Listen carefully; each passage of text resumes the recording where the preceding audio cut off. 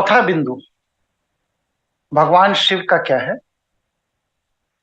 कि घृणा, हिंसा, कपट, आलोचना, छल और द्वेष से दूर रहो।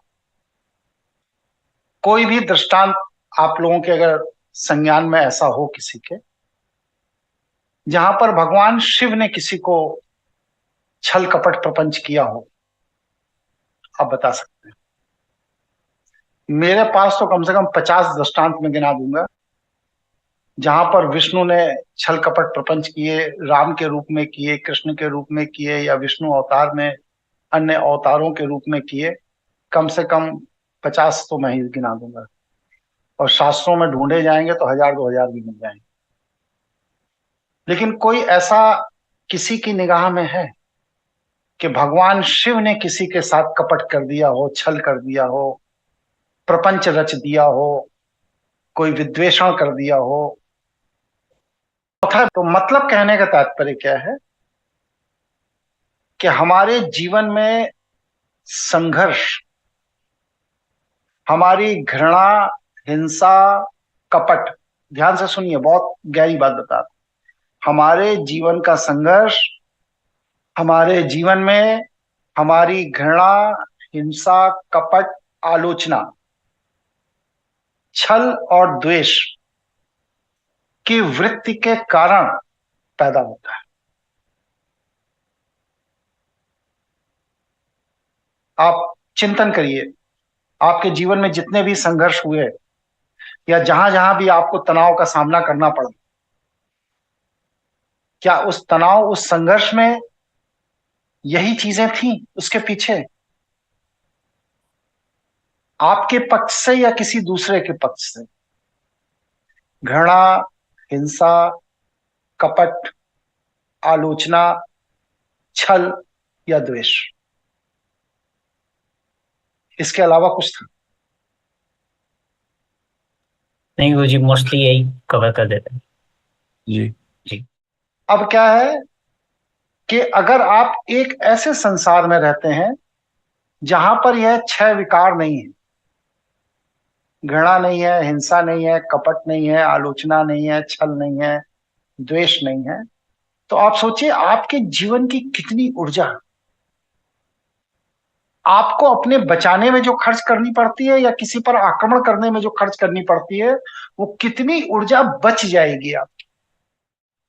और ये बची हुई ऊर्जा का इस्तेमाल आप क्या करेंगे? अपनी चेतना को विकसित करने में लगाएंगे।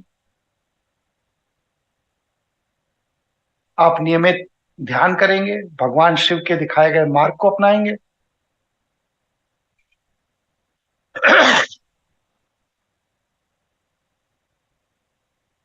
मतलब क्या हुआ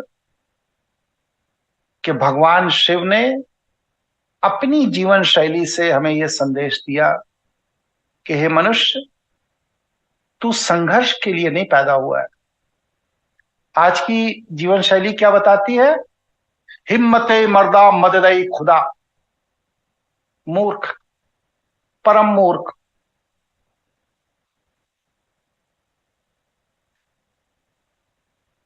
ईश्वर की मदद लेनी है तो हिम्मत मर्दा की जरूरत ही नहीं है, औरा की जरूरत होती है। अपनी जीवनी ऊर्जा को विकसित करने की जरूरत होती है, अपनी चेतना को ऊपर की तरफ लाने की जरूरत होती है। तब ईश्वर की मदद मिलती है, मदद खुदा होती है। हिम्मत मर्दा, अरे कोई लड़ाई करने जाना है क्या? हिम्मत मर्दा, हिम्मत मर्दा। जब ईश्वर ने आपको यह शक्ति दे रखी है कि आपके औरे की ऊर्जा के प्रभाव से हिंसक जीव भी अपनी हिंसा की वृत्ति छोड़कर आपके अधीन हो जाता है। इस प्रकृति में जितनी भी प्राकृतिक आपदाएं हैं वह आपको अपने आक्रमण से मुक्त कर देती हैं।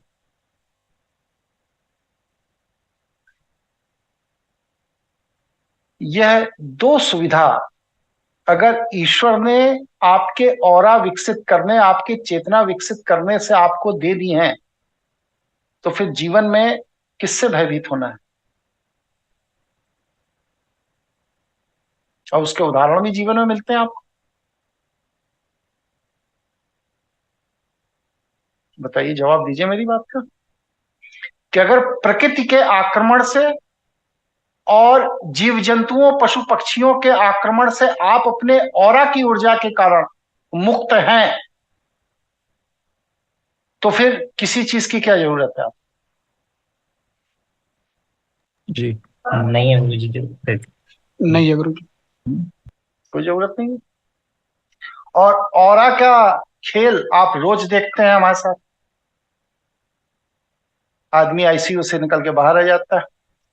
अरे अपने बंसल जी की माता जी घर आ गई, कल एडमिट थी। जी गुरुजी। क्यों, बंसल जी आ गई कि नहीं आ गई? जी गुरुजी आगे। और सवेरे आपकी मुझसे बात हुई, उसके कितनी देर बाद वो डिस्चार्ज हो गई, बताइए। कुछ मिनटों के बाद ही उनको आराम पड़ गया था डिस्चार्ज होने के में। तो गुरुजी चलो पेपर वर्क का प्रोसेस था, लेकिन आराम कोई उनको बात नहीं। कुछ मिनटों में पड़ गया था। हाँ अविनाश जी बताइए। वो मेरा पास भी ऐसा ये हुआ था गुरुजी, वो डिवाइस का आपने ठीक कर दिया था कुछ ही सेकंड में।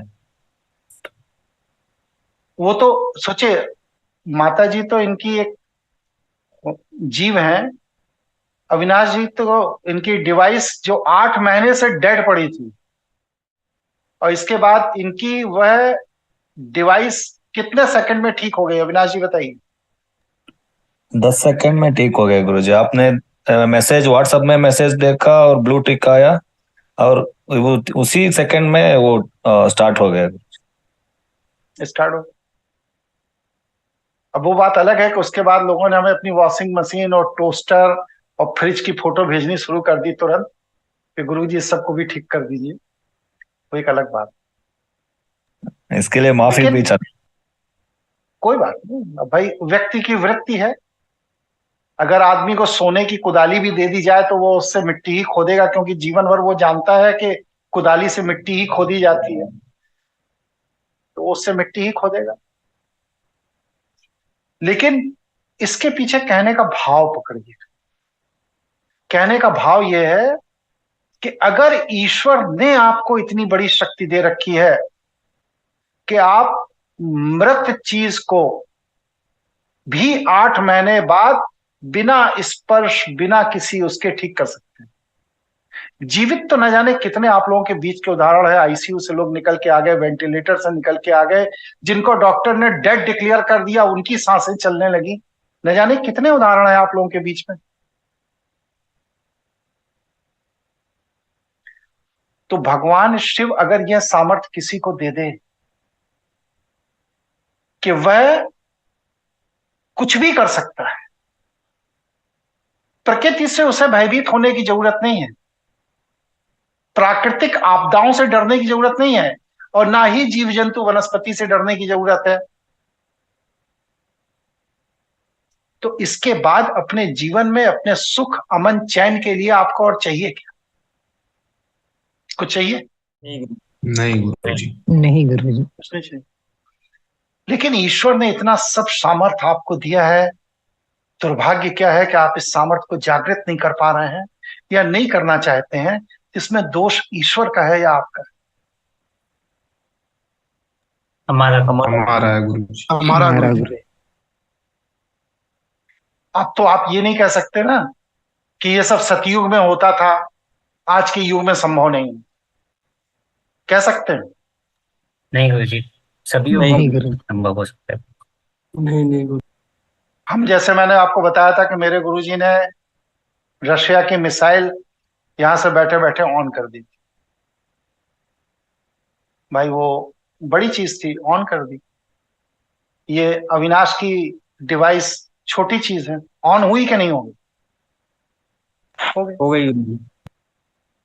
तो जब ये डिवाइस ऑन हो सकती है तो मिसाइल क्यों नहीं ऑन हो सकती? थोड़ा ज्यादा ताकत लगानी पड़ेगी। आप लोगों ने देखा कोरोना के 2 चक्र आए, लाखों लाशें बिछ गई पूरे देश में। जी जी गुरु जी। और तीसरे चक्र पर मेरे शिष्य ने क्या किया, हॉस्पिटल में सारी तैयारी होने के बाद एक भी आदमी हॉस्पिटल नहीं गया, कोरोना चला गया। घटना हुई आप लोगों के सामने, नहीं हुई? जी गुरुजी। जी। तो अगर इतना सामर्थ्य ईश्वर ने आपको दे दिया कि आप अकाल मृत्यु को टाल सकते हैं, सामूहिक मृत्यु को टाल सकते हैं, प्रकृति के किसी भी स्वरूप को किसी भी रूप में